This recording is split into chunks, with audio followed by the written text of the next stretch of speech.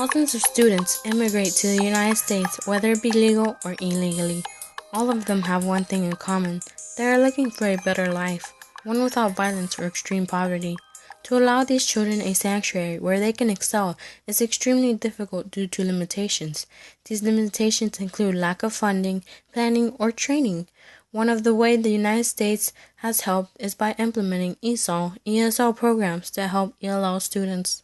However, these methods are constantly scrutinized for their lack of effectiveness. At times, the one-size-fits-all scenario happens. This is where many have an assumption. If it works for one group of students, it will work for others in different situations. Most ESOL programs will be examined and opinions on the ESOL programs will be offered. Let's talk about pull-out ESL, which is one of the most popular used methods in school. This allows for the child to be removed from class each day and held no longer than 2 hours for each session. The length the child receives depends on their language level. Beginner and intermediate have around 360 minutes per week, and advanced students only about 180 depending what is demanded by the state. This program allows for ESL teachers to give attention to small groups of ELL students that can be coordinated according to the language level, thus allowing for the appropriate amount of vigor in each lesson depending on the group. While newcomers work on vocabulary and phonics, advanced students will work on grade-appropriate strategies and skills.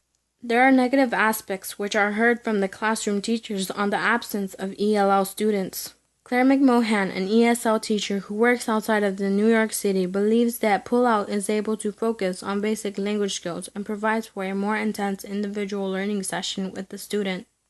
Even though she believes in the importance in communication between the ESL teacher and classroom teacher to be key to success, she states that there is no need for co-planning in Pull-Out ESL as long as it aligns with the state curriculum. McMohan also describes the advantages that pull-out ESL has over pull-in ESL. So what is pull-in ESL? It is when an English teacher comes into a general education classroom and aids ELL students. This is McMohan's article on the Educator's Room website. She states that this experience can be seen as a positive or intrusive experience for the classroom teacher, and only if the ESL teacher is seen as a valuable asset will it be productive in helping the children. Otherwise, this relation will cause friction and affect the students, so there must be a mutual respect. Even though this program provides support in class and allows for accommodations with activities, it doesn't give much time for co-planning.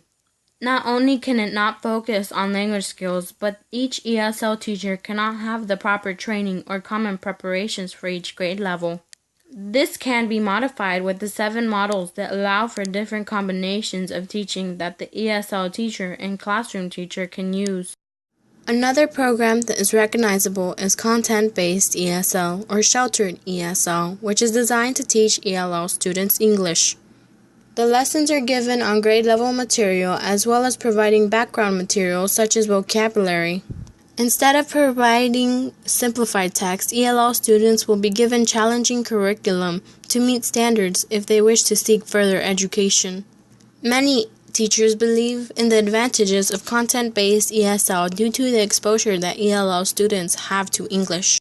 In content-based English, teachers use physical activities, visual aids, and the environment to teach important new words for concept development and to also solve problems in mathematics, science, history, and other subjects.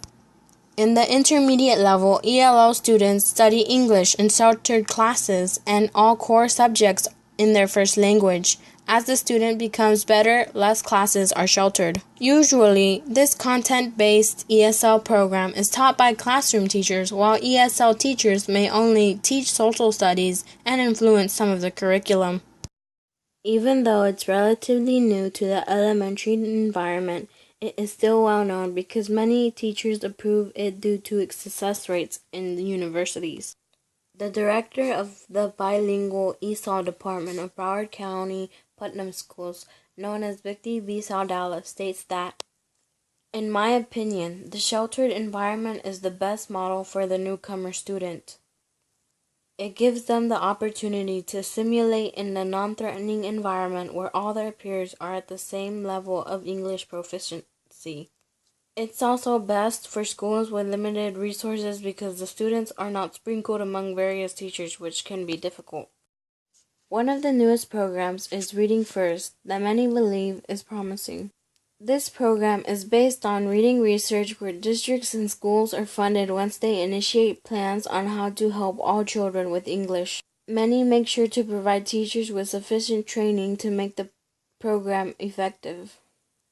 Many use screening and diagnostic tools in classrooms in order to measure how well students are doing and to monitor progress. There are reading coaches that plan and help with the students and their parents to be involved in their reading.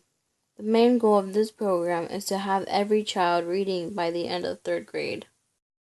I talked about 4 of the ESL programs mainly because they are the most frequently discussed. Many teachers, including ESL teachers, agree that the type of program that works depends on the amount of ELL students, the amount of languages spoken, and the lack of resources such as ESL teachers and funding.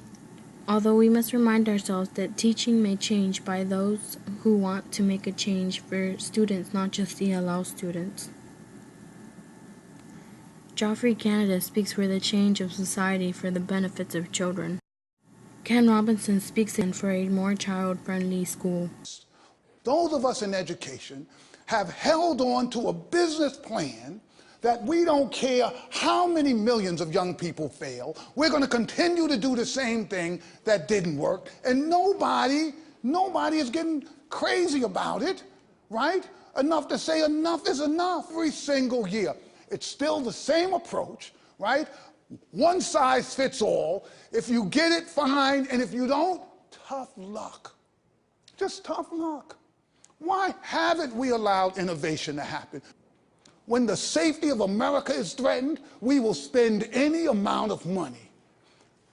The real safety of our nation is preparing its next generation. But I knew that Americans get irony when I came across that legislation, No Child Left Behind. In some parts of the country, 60% of kids drop out of high school.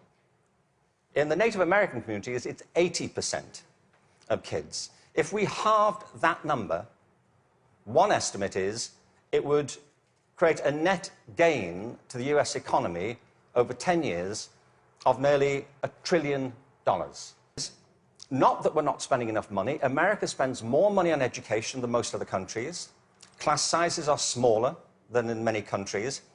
And there are hundreds of initiatives every year to try and improve education.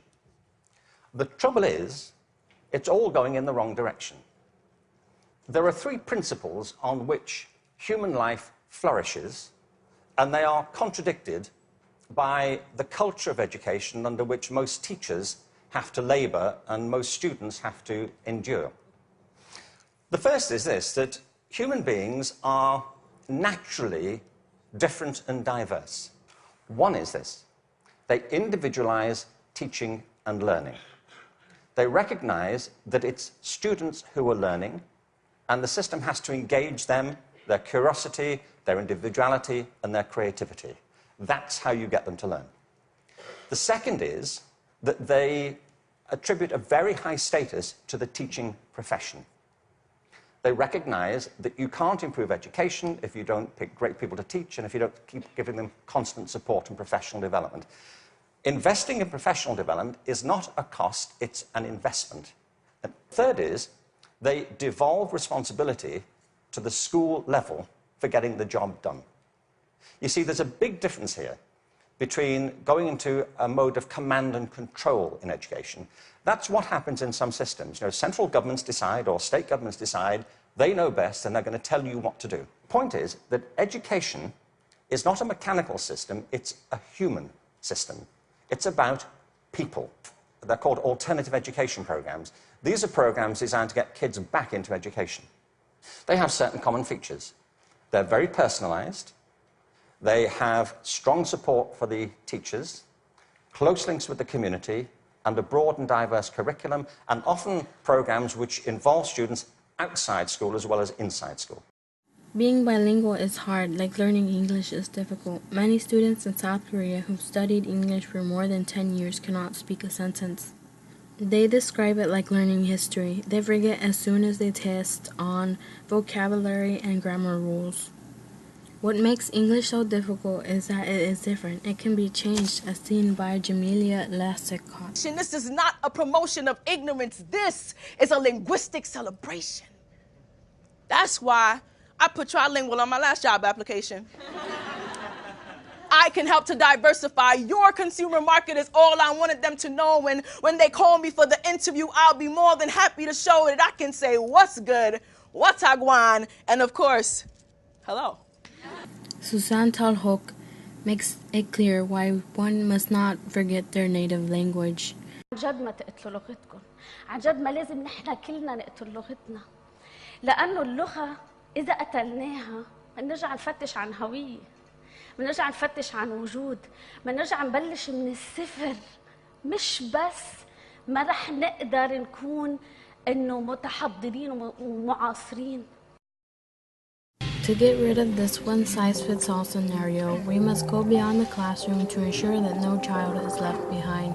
We must involve the parents in their child's learning because a truly successful program is where participators are deeply involved in the success of ELL students. It is a social justice and a topic that should be important because children are our future, no matter what language or background they come from.